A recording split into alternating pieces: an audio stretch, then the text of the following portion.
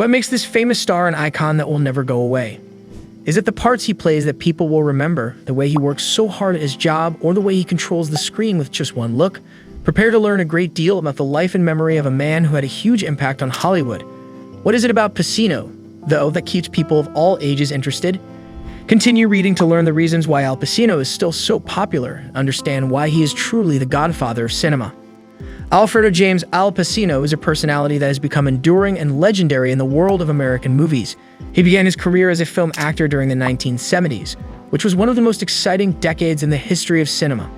Rose and Sal Pacino, both of whom were of Italian-American descent, welcomed him into the world on April 25, 1940 in Manhattan, New York City. At an early age, they went through a divorce. In the South Bronx, his mother relocated the family to the house that belonged to his grandparents. In many instances, Pacino found himself reiterating the storylines and voices of characters that he had previously seen in films. He found a safe haven in school plays, which he participated in since he was bored and unmotivated in school. His fascination quickly developed into a full-time vocation. He went through a period of sadness and hardship before beginning his career on stage, and he occasionally had to borrow money to pay for bus tickets in order to make it to auditions. He was able to get admission to the famed Actors Studio in 1966 and began his training under Lee Strasberg, the founder of the method approach, which would go on to become the signature technique of many actors working in the 1970s. Pacino eventually achieved success off-Broadway with Israel Horovitz's Indian Wants the Bronx, which earned him an Obie Award for the 1966 to 1967 season. Prior to this, he had appeared in a number of plays in supporting roles. After that, the play Does the Tiger Wear a Necktie was awarded the Tony Award for Best Play. After making his debut in the film Needle 1969, he went on to play a drug addict in The Panic in Needle Park 1971, which was his first film. His first feature films were not much of a departure from the gritty, realistic stage performances that garnered him respect. There were a number of actors that expressed interest in playing the role of Michael Corleone in the film The Godfather 1972, including Robert Redford, Warren Beatty, Jack Nicholson, Ryan O'Neal, Robert De Niro, and a multitude of others. However, Francis Ford Coppola, the director of the film, had his heart set on Al Pacino for the part. In spite of the fact that Coppola was successful, Pacino was reportedly living in constant fear of being dismissed throughout the extremely challenging filming. Pacino received his first nomination for an Academy Award under the category of Best Supporting Actor as a result of the film's enormous success.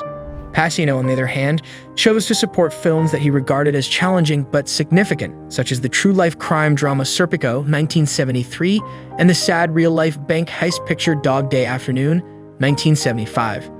He did this rather than taking on projects that were simpler for him to work on, since he could now command a large amount of money. During the course of 3 consecutive years, he was considered for the Best Actor Academy Award nomination. The film Bobby Deerfield, 1977, was where he experienced a minor setback, but the film Injustice for All, 1979, was where he was able to regain his footing and earn another nomination for the Academy Award in the category of Best Actor.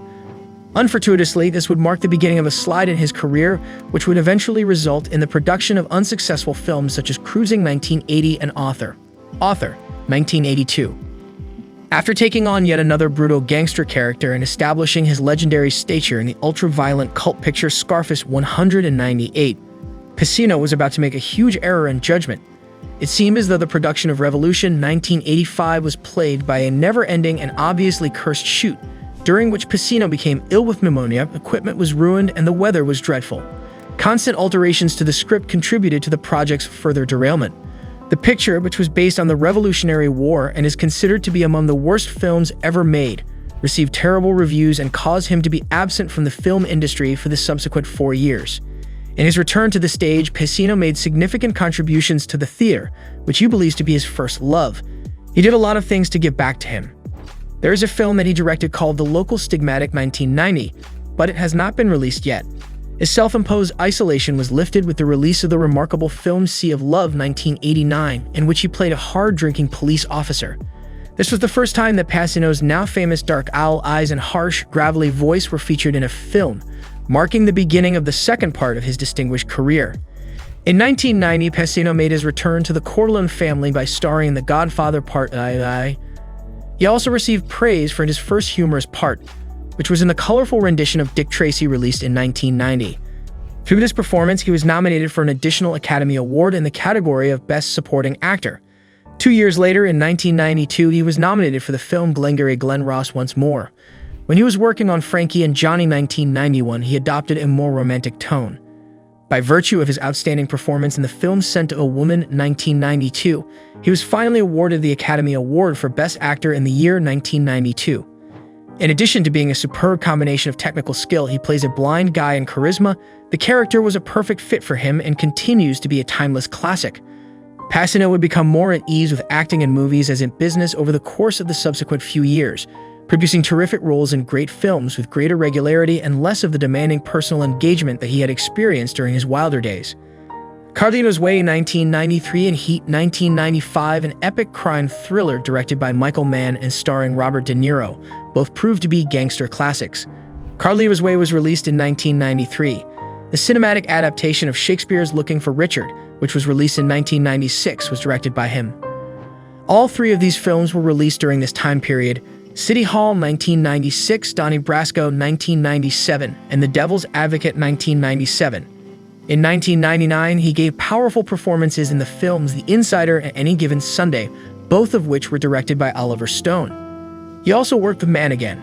In the 2000s, Pacino starred in a number of theatrical blockbusters, including Ocean's 13 2007, but his choice in television roles the vicious, closeted Roy Cohn in the HBO miniseries Angels in America 2003, and his sensitive portrayal of Jack Kevorkian in the television movie You Don't Know Jack 2010 are reminiscent of the bolder choices of his early career. The Emmy Award for Outstanding Lead Actor in Miniseries or a Movie was bestowed upon him for each and every television project he worked in. Pacino is a father to a daughter named Julie Marie, who he shares with acting instructor Jan Tarrant, as well as a set of twins with his ex-longtime lover, Beverly D'Angelo. Pacino has never been married. There are a number of women in his love past, including Jill Clayburgh, Varushka von Lendorf, Carol Mallory, Deborah Winger, Tuesday Weld, Martha Keller, Carmen Cervera, Kathleen Quinlan, Lyndall Hobbs, Penelope Ann Miller, and Diane Keaton, who was a co-star in the film Godfather. He had an intermittent relationship with Keaton for a period of 20 years. At the moment, he is residing with Lucila Sol, an Argentine actress who is 36 years his junior. Pacino is 82 years old as of the year 2022 forward. He has never stopped working in the acting industry and continues to make frequent appearances in films. The fact that Al Pacino was able to go from being a struggling actor in the Bronx to being one of the most beloved personalities in Hollywood is a testimonial to his tremendous talent, his endurance, and his passion for the profession of acting. Pacino has earned his spot as the godfather of cinema thanks to his career that has spanned over half a century and has included some of the most famous performances in the history of film. Additionally, his legacy is not only comprised of the characters that he played, but also of the manner in which he revolutionized the art of acting, so influencing future generations of actors. As we reflect on the extraordinary career that Al Pacino has had, there is one thing that is certain: the influence that he has had on the world of film will continue to be felt for many years to come. Love exploring the legends of cinema? Subscribe now and never miss out on deep dives into the lives of Hollywood's greatest icons.